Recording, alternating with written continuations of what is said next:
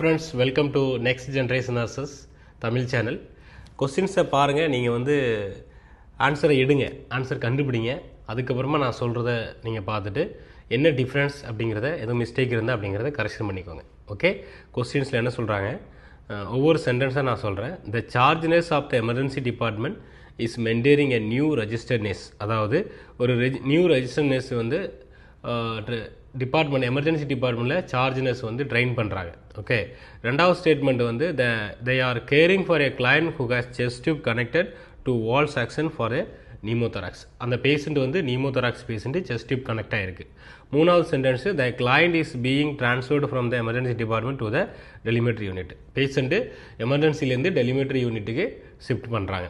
இந்த ஃபைனலாக கொஸ்டின் என்ன கேட்குறாங்கன்னா, which action by the new RN would cause the charge nurse to இன்டர்வன்ஸ்.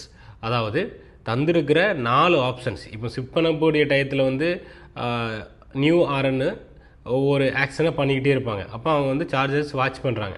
அப்போ அந்த டயத்தில் தந்திருக்கிற 4 ஆப்ஷன்ஸில் எது ராங்காக இருக்கோ அதை வந்து நம்ம ஆன்சர் எடுக்கிறோம், எது ரைட்டாக இருக்கோ அதை வந்து நம்ம எலிமினேட் பண்ணுறோம். ஏன்னா சார்ஜ்னஸ் டு இன்டர்வன்ஸ் எப்போ பண்ணணும், நியூ ஆர்என் எப்போ மிஸ்டேக் பண்ணுறாங்களோ அப்போ தான் இன்டர்வன்ஸ் பண்ணணும், அதர்வைஸ் நோ நீடு.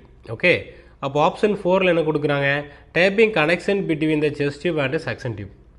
இது ஒரு சேஃப்டிக்காக நம்ம பண்ணுறோம். ஆக்சுவலி சம்டைம் டியூப்லாம் புல் அவுட் ஆகிறதுக்கு சான்ஸ் இருக்குது. அது பாட்டில் சைடாக இருக்கட்டும், செஸ்ட் சைடாக இருக்கட்டும்.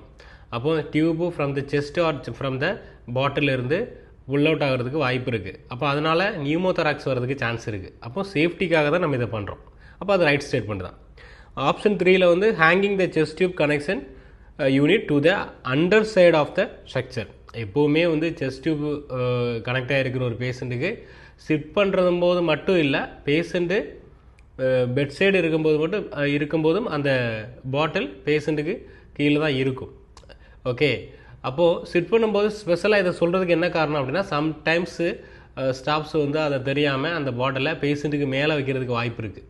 அப்போ அது அப்படி வைக்கிறதுனால என்ன ஆகும் அப்படின்னா, எப்போவுமே அந்த செஸ்ட் டியூப் ட்ரைனேஜ் பாட்டில் அப்படிங்கிறது செஸ்ட் லெவலை விட லோ லெவலாக தான் இருக்கணும். ஏன்னா இன்ஃபெக்ஷன் ரேட்டு வரதுக்கு சான்சஸ் இருக்குது. இப்போ ஆல்ரெடி ட்ரைனேஜ் ஆகிருக்கிற ஒரு கலெக்ஷன் அகெயின் செஸ்ட்டுக்கு போயிட்டுன்னு வைங்க, அது வந்து இன்ஃபெக்ஷன் ஆயிரும்.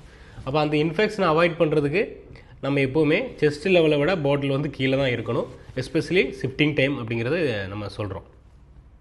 ரெண்டாவது ஆப்ஷன் பாருங்கள், disconnecting the suction tube from the wall section unit.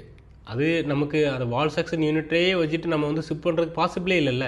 இப்போ பெட் சைடு செக்ஷன் கனெக்டன்ஸ் இருக்குது, அதனால நம்ம செக்ஷன் கனெக்ட் பண்ணுறோம். ஷிஃப்ட் பண்ணும்போது அந்த செக்ஷனோட நம்ம ஷிஃப்ட் பண்ண வேண்டிய வாய்ப்பு இருக்காது. அப்போது நம்ம என்ன பண்ணுறோம், அதை வந்து டிஸ்கனெக்ட் பண்ணுறோம். அது வந்து நார்மல் ப்ராக்டிஸ் தான். டிஸ்கனெக்ட் பண்ணாமல் நம்ம ஷிஃப்ட் பண்ண முடிய வாய்ப்பே இல்லை.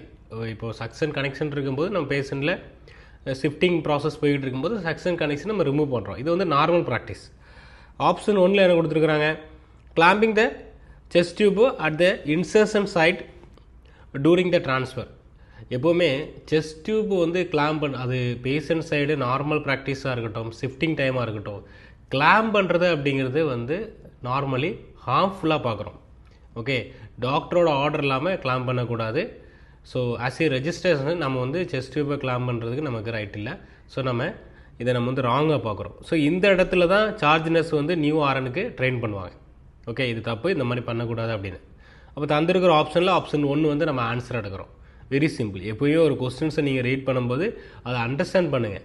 இப்போ நம்ம கிளாஸில் வந்து ஸ்டூடெண்ட்ஸு ஆன்சர் எடுத்துகிட்டு அப்புறம் நான் வந்து இந்த கொஸ்டினை வந்து தமிழில் எக்ஸ்பிளைன் பண்ணுவேன்.